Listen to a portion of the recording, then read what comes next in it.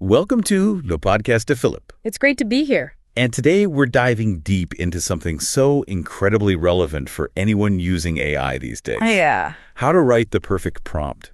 It's a bit of an art. It really is. Yeah. And we've actually gathered a whole bunch of insights from different AI platforms and resources. Oh, wow. Like IT Connect, Perplexity, Manus, ChatGPT, even Claude, all chiming in on this very topic. Interesting. So our mission today really is to kind of distill all that down into some key takeaways. Right. So you can immediately improve how you're interacting with AI. So people can save time, get better results. Exactly. That's the goal here. I like it. So we're going to cover everything from, how to be clear and specific in your prompts, the whole context thing, structuring them effectively. Sounds good. So let's unpack this essential skill. Let's get started. Now, when we talk about prompts, what are we really talking about? Well, at its very basic level, a prompt is really just the instructions and information that we give to an AI model. That makes sense. It's that input, what you type into the chat box. Right. And IT Connect, they point out something really important about this, that it's not just about that first instruction. Right. Yeah, the prompt actually guides how the model behaves throughout your whole conversation. Oh, I see. So it's kind of setting the tone for the whole interaction. Exactly. Now, Manus kind of takes it a step further and suggests we think about prompts in these familiar ways. Okay, I'm curious. Like, it's a question you're posing to an expert. Makes sense. Or it could be like a consign, like guidance that you're giving to a collaborator. Okay. Or even a request that you're making to an assistant. I see. So it's all about how we frame the interaction. Yeah, and the underlying principle they emphasize is that the quality of the prompt directly dictates the quality of the response. That makes a lot of sense. And ChatGPT very succinctly puts it this way, that a prompt is basically what you write to get better, more precise, and tailored results from AI. So it's really the foundation of the whole thing. It is. So, with that foundation laid, let's dig into some of the key strategies that all these sources kind of agree on Sounds good. for crafting these really effective prompts. All right, let's hear it. And one of the big themes that comes up again and again is this need for clarity and specificity. Oh, yeah, absolutely. So, IT Connect and Perplexity, they both really hammer home this point about being precise, being detailed in your requests, Right. and avoiding any kind of ambiguity or vague terms. Because the AI can't read between the lines. You can't. Yeah. IT Connect specifically mentions that even the specific words you choose can have a huge impact on how the AI interprets what you're asking. Oh, that's interesting. And ChatGPT, they actually give a really great illustration of this. Okay. So imagine you give a prompt like explain science, Okay, pretty broad. super broad, Yeah.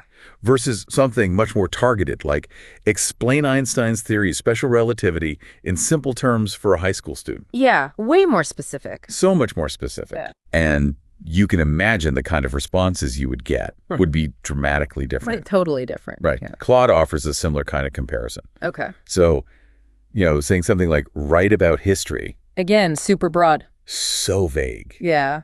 A much better approach would be something like write a 500-word blog post on the social and economic impact of the Industrial Revolution in Europe between 1750 and 1850. Much more specific. So much more targeted. Yeah, it gives it something to actually work with. It does. Yeah. So it's clear the more precise you are, the less guesswork the AI has to do. Right, less room for interpretation.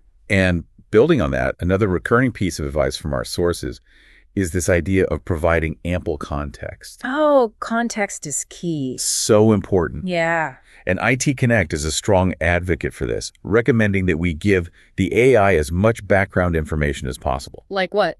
including our objectives, who are intended audiences, that kind of stuff. Oh, that makes sense. They offer a really good example. You could have a vague request like, just tell me something about a star, Okay. versus a much more contextualized request like, give me a rhyme about a star for a song I'm writing for children. Oh, I see. So the context completely shapes the AI's output. Makes huge difference. It does. Yeah.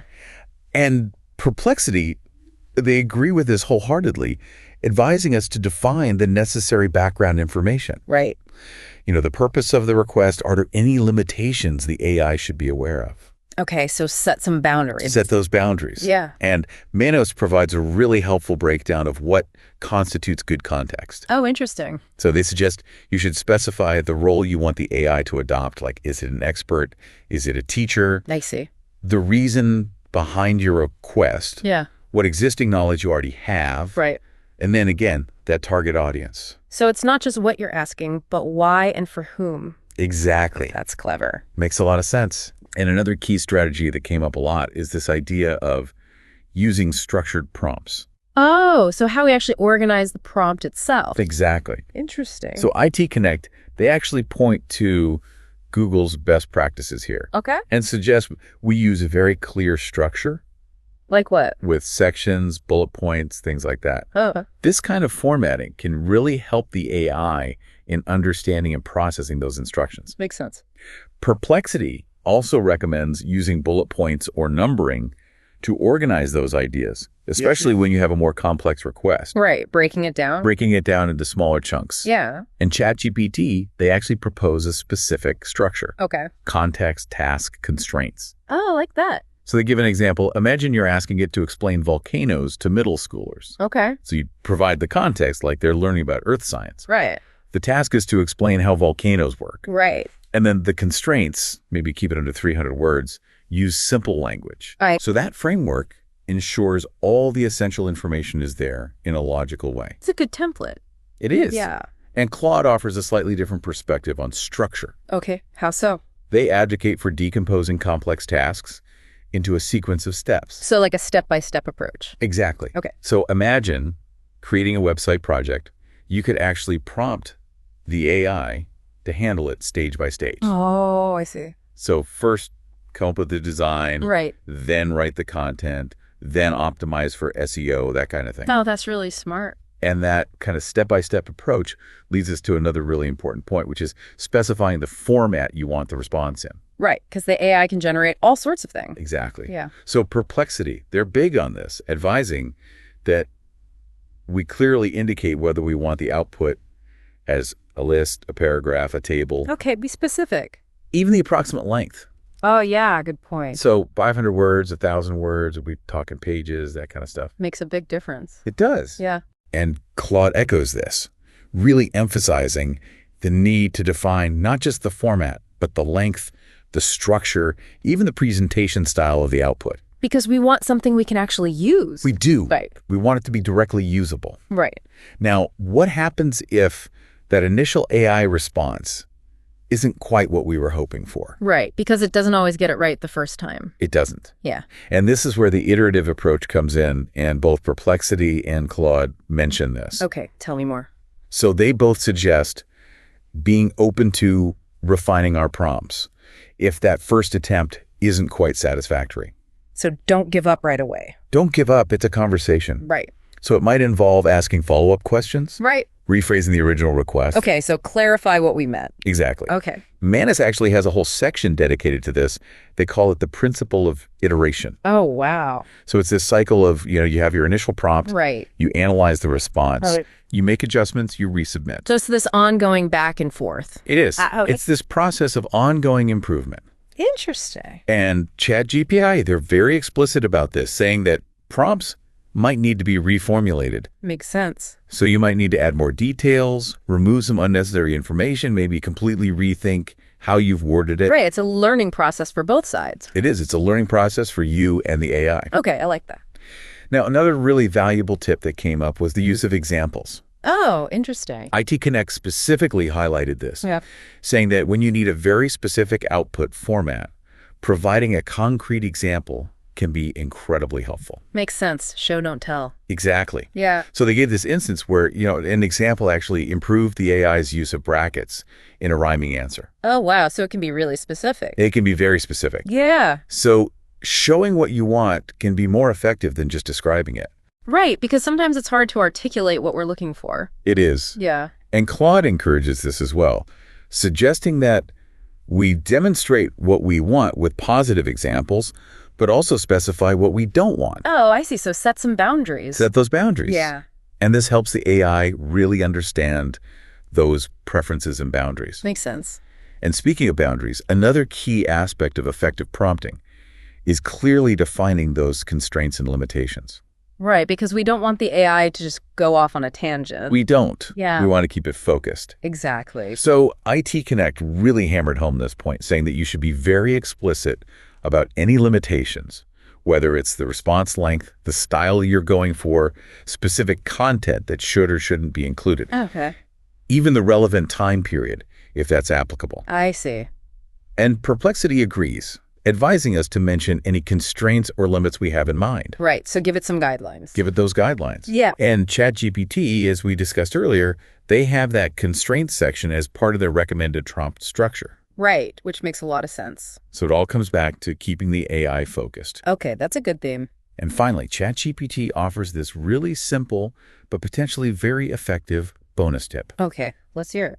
Using strong action verbs in your prompts. Oh, interesting.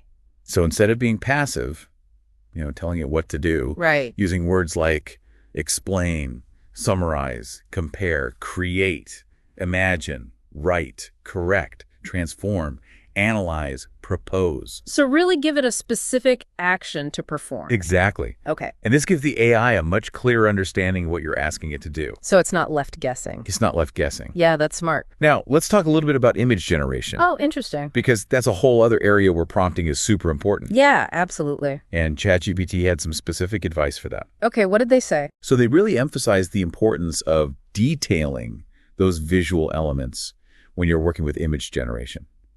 So like what? So thinking about the main subject, the artistic style you're going for, the prominent colors, the lighting conditions, Okay. the composition, it's symmetrical, asymmetrical, that kind of stuff. Wow, yeah. Even the format. So like portrait or landscape. Exactly, that kind of thing. So the more visual information you provide, the better the AI can understand what you're looking for. Exactly. The better it can align with your vision. Makes sense.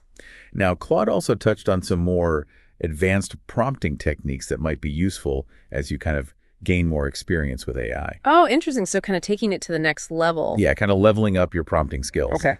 So one of the things they highlighted was this idea of using roles. Okay. So explicitly telling the AI, act as a doctor, act as a historian, whatever it might be. Oh, that's cool. So you're kind of setting that persona for the AI to embody. So it knows what perspective to take.